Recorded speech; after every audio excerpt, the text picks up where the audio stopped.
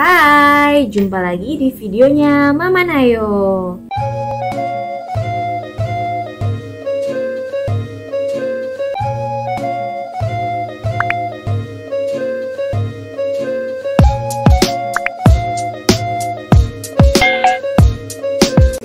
Ini adalah video kedua aku yang akan bahas tentang breast pump. Seperti yang udah aku infoin di video sebelumnya, jadi di video kali ini aku akan bahas breast pump manual yang pernah aku gunakan. Sebelumnya aku mau cerita dulu nih sedikit.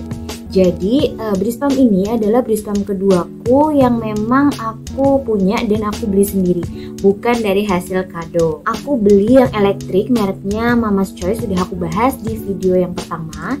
Dan yang kedua aku beli yang manual ini. Nah, jadi kenapa sih aku beli lagi? Karena sempet di bulan ketiga setelah aku melahirkan, produksi ASI aku tuh drop banget. Nah, terus aku cari-cari tuh rekomendasi, aku baca-baca artikel, aku juga konsultasi, aku tanya-tanya teman untuk gimana sih caranya supaya produksi ASI aku tuh naik lagi gitu. Dan setelah konsultasi kanan kiri, akhirnya salah satu alternatif yang aku pilih selain menambah dengan ASI booster, aku mencoba beralih dari breast pump yang elektrik ke manual. Itu juga aku coba berdasarkan dari beberapa rekomendasi yang katanya bisa ngefek gitu, karena efektivitas dari pompa ASI ke setiap orang kan beda-beda. Jadi kalau misalnya kurang cocok gitu alatnya, bisa jadi hasilnya kurang maksimal gitu. Jadilah aku coba beli yang manual dan pilihanku jatuh di merek Pigeon. Siapa sih yang gak kenal produk ini? Hampir semua produknya itu terkenal di pasaran gitu. Dan salah satunya adalah produk breast pump atau pompa ASI ini, karena memang harganya terkenal sangat terjangkau. Sekarang langsung aja aku kasih tunjuk barangnya seperti apa. Ini dia. Ini aku beli di salah satu marketplace, harganya waktu itu sekitar 280-an ribu. Nah, satu paketnya itu isinya seperti ini. Kelihatan kan? Oke, seperti biasa dalam satu boxnya setiap produk itu dilengkapi dengan buku panduan. Jadi nggak usah khawatir. Ini juga sudah ada lengkap buku panduannya dalam beberapa bahasa. Ada bahasa Arab, bahasa Indonesia, bahasa Inggris gitu, lengkap ya. Oke, itu nggak usah aku bahas. Sekarang langsung aja ke isinya apa aja ya dalam satu paket. Nah, ini yang utama. Kelihatan ya? Ini ya. Oke. Ini body pumpnya. Handle-nya seperti ini. Kemudian ini di ujung corongnya itu ada silikon seperti ini. Ini bisa dilepas, bisa dicuci sendiri. Nah, ini silikon untuk kedap udara ya. Tuh. Oke, kita pasang lagi. Terus ini badan pompanya dan ada ini seperti biasa katup ASI-nya. Ini aku rasa katup ASI-nya tipis banget ya. Jadi mungkin selama pemakaian harus hati-hati, atau saat nyuci harus hati-hati karena tipis banget gitu. Nah, nih kelihatan ya. Ini tipis banget bahannya. Oke. Nah, itulah kenapa mungkin dalam satu paketnya itu diberi katup ASI cadangan. Jadi dikasih 2 dalam satu paketnya. Oke, sudah.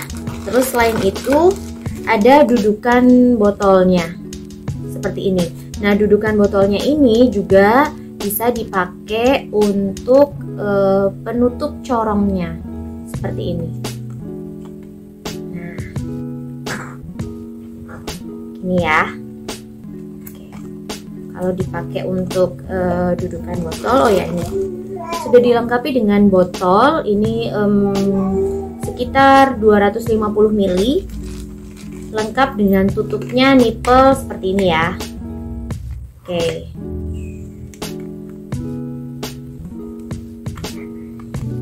Jadi kalau botolnya lagi didudukin gini nih.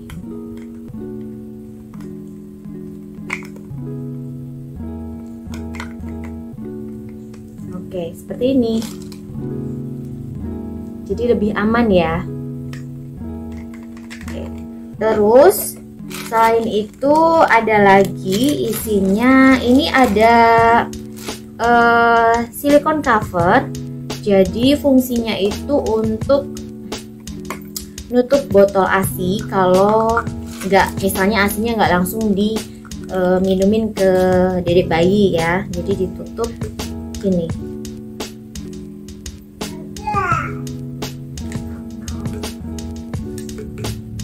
Ini oke,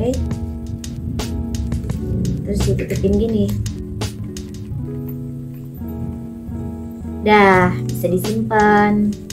Oke ya, itu isi dalam satu paketnya.